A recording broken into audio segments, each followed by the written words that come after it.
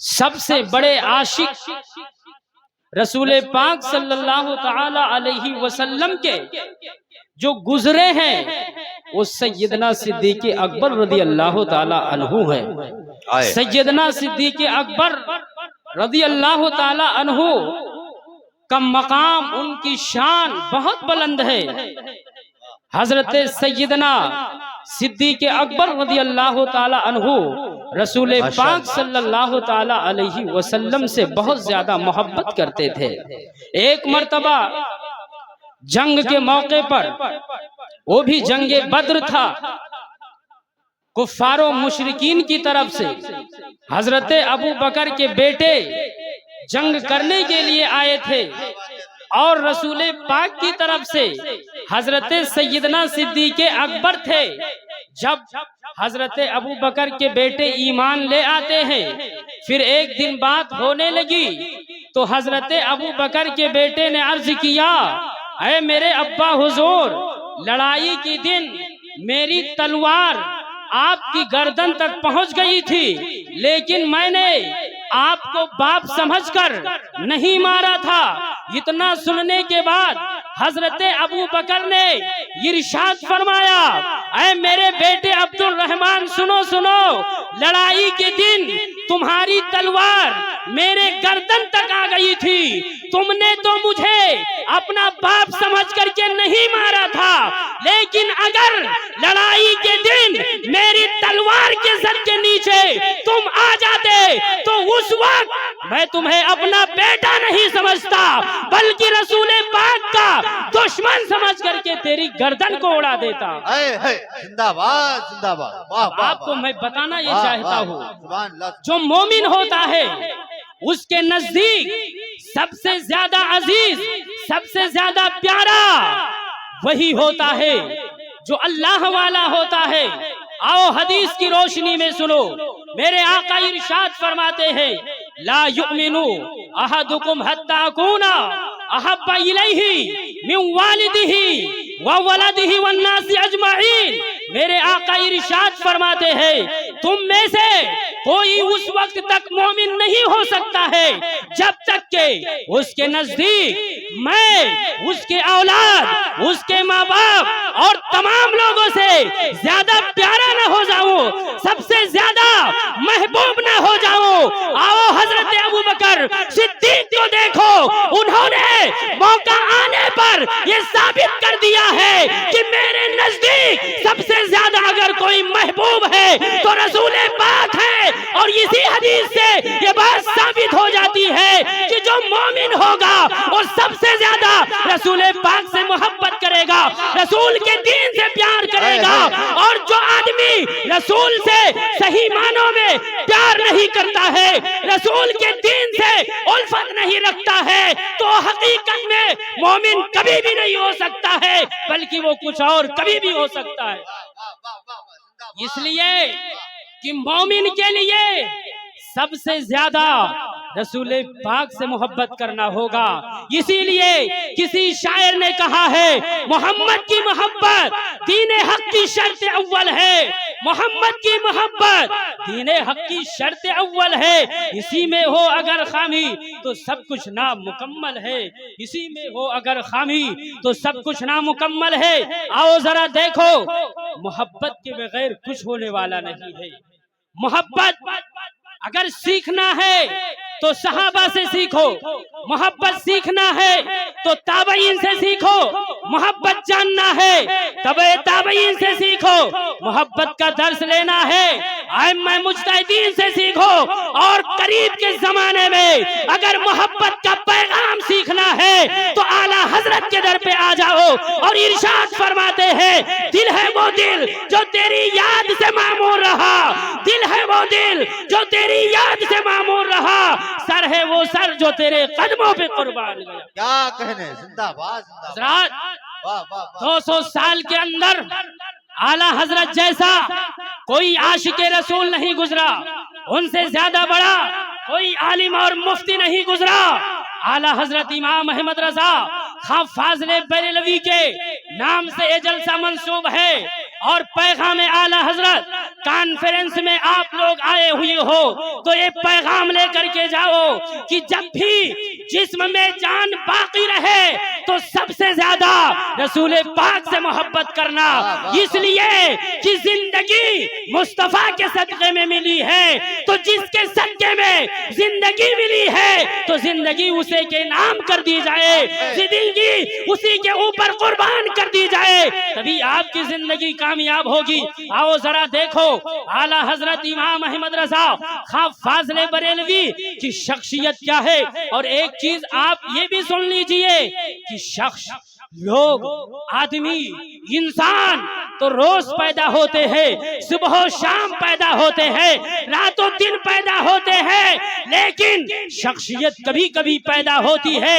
आला हजरत इमाम अहमद रजा एक शख्स का नाम है, बल्कि एक शख्सियत का नाम है। आला हजरत इमाम अहमद रजा खां फाजले बरेलवी का ज़ुहद व तक़वा भी बेमिसाल है। आला हजरत का इल्म भी लाजवाब है, आला हजरत की शायरी भी मिसाल है, यानी आला हजरत तरीकत में भी लाजवाब है, आला हजरत मारिफत में भी लाजवाब है, आला हजरत आशिक़े रसूल होने में भी लाजवाब है। आला हजरत इमाम अहमद रजा खां फाजले बरेलवी की सवाने हयात पर इस मुख्तसर से वक्त में बयान नहीं किया जा सकता, अलबत्ता चंद बातें बताता हूँ। आला हजरत इमाम अहमद रजा की जब उम्र 22 साल की हुई तकरीबन, तो आप मुरीद होने के लिए माँ रहरा शरीफ तशरीफ ले जाते हैं अपने वालिद माजिद के साथ में। जब आप वहां पहुंचे तो सैयद आले रसूल भी तशरीफ फरमा है, और साथ ही साथ सैयद अबुल हुसैन अहमदी भी तशरीफ फरमा है। जो सैयद आले रसूल थे उनके दरबार का मामला ये था, जब कोई मुरीद होता था तो उससे मुजाहदा करवाते थे, चिल्ला करवाते थे, इबादत और रियाजत करवाते थे।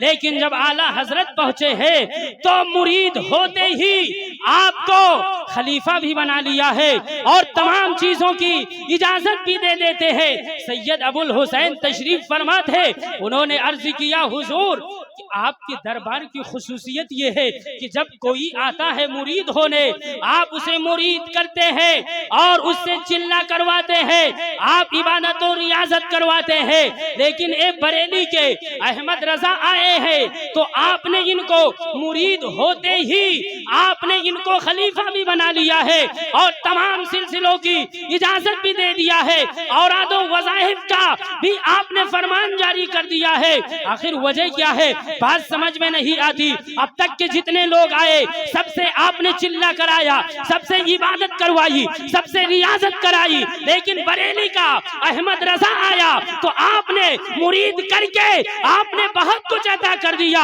आखिर वजह क्या है, मामला क्या है? तो सैयद आले रसूल इरशाद फरमाते हैं, ऐ अबुल हुसैन सुनो सुनो, ये अहमद रजा आया है तो गंदा दिल लेके नहीं आया है, बल्कि पाको साफ और सुथरा दिल लेकर के आया है। तो इससे इबादत करवाने की जरूरत नहीं है, चिल्ला करवाने की जरूरत नहीं है, इसको सिर्फ इत्तिसाले निस्बत की जरूरत थी, वो हासिल हो गई है। और सैयद आले रसूल ये भी फरमाते थे कि ऐ अबुल हुसैन सुनो सुनो, मुझे एक फिक्र लाहिक थी, एक मुझे फिक्र लाहिक थी कि रब्बे कदीर कल कयामत के दिन पूछेगा कि ऐ आले रसूल, दुनिया में मैंने तुमको भेजा, तुम दुनिया से मेरे लिए क्या लाए हो? तो मुझे ये मामला हमेशा लायक रहता था, ये फिक्र रहती थी। ऐ अबुल हुसैन सुनो सुनो, आज वो फिक्र भी दूर हो गई है, आज वो फिक्र भी मुझसे दूर हो गई है।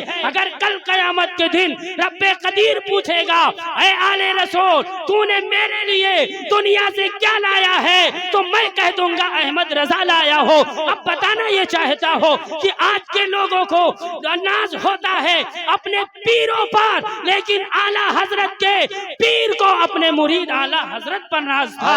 अब आप समझ जाइए कि आला हजरत की शख्सियत क्या थी, उनका रुतबा क्या था, उनका शान क्या था। ये सैयद आले रसूल बहुत अजीम वली थे, अपने जमाने में बेमिसाल वली थे, इनका सानी कोई नजर नहीं आता था। वो सैयद आले रसूल थे जिन्होंने आला हजरत इमाम अहमद रजा से प्यार और मोहब्बत के दरिया बहा दिए हैं। और आला हजरत इमाम अहमद रजा खां फाजले बरेलवी रदी अल्लाह ताला अन्हु का एक वाकया समाप्त कर लीजिए, बात खत्म हो जाएगी। आला हजरत इमाम अहमद रजा खां फाजले बरेलवी के घर के बगल में चंद घरों के फासले पर एक हाजी साहब रहते थे। वो हाजी साहब बड़े मालदार थे, बड़े जमींदार थे, बड़े इबादत गुजार थे, हाजी थे, नमाजी थे, दीनदार थे, काफी रईस थे। लेकिन एक दिन उन्होंने झाड़ू उठाया और आला हजरत के दीवार पर, घर पर झाड़ू लगाने लगे, मकान पर झाड़ू देने लगे और लोग वहां मौजूद थे। उनसे ये देखा न गया, गए और झाड़ू लेना चाहा कि ऐ हाजी साहब, आप इतने बड़े जमींदार हैं, आप इतने ईमानदार हैं और आपकी उम्र बहुत हो गई है, आप झाड़ू दे रहे हैं, ये मुझे अच्छा नहीं लगता। लोगों ने कहा, लेकिन उन हाजी साहब ने कहा कि मैंने अहमद रजा के बचपने को देखा है, जवानी को देखा है, बुढ़ापे को देखा है और इनको मैंने अपना पीर बना लिया है, लेकिन अहमद रजा के जैसा मैंने नहीं देखा है। बताना ये चाहता हो, समझाना ये चाहता हो कि शख्सियत वो होती है, अजीम वो लोग होते हैं जिनको घर वाले तस्लीम कर ले, जिनको गांव वाले तस्लीम कर ले, जिनको इलाके के लोग तस्लीम कर ले।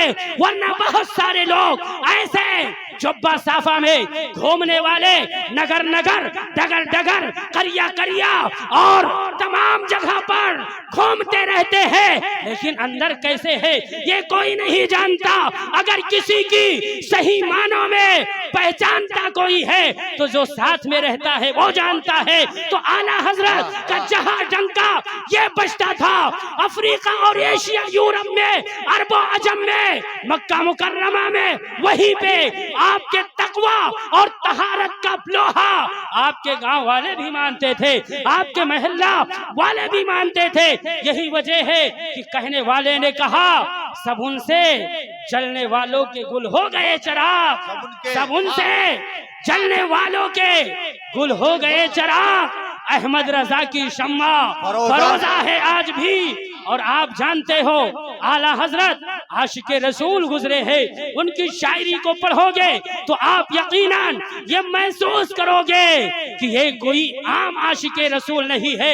मैं कहता हूँ 200 साल के अंदर ऐसा कोई आशिके रसूल माजी में नहीं गुजरा है। अल्लाह की बारगाह में दुआ है कि हमें और आपको हक बोलने की तौफीक अता फरमाए। अस्तगफिरुल्लाह।